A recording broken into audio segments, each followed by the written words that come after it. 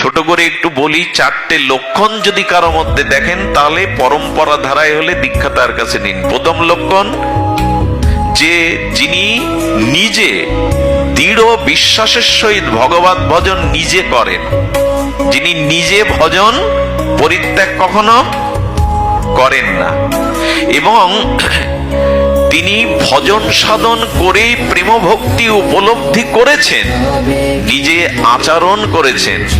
দ্বিতীয়, যিনি বেদ এবং বেদের ভাগবতের গূঢ় ভক্তি সিদ্ধান্ত নিপুণভাবে শিষ্যের মধ্যে সংশয় দূর করে জানাতে পারেন, এবং তিনি শ্রীকৃষ্ণের অহেতুক অপরোক্ষ অনুভূতি কৃপা শক্তি প্রাপ্ত হবেন, শক্তি সম্পন্ন হবেন, এবং যিনি কাম ক্রোধ লোভ হতে মুক্ত।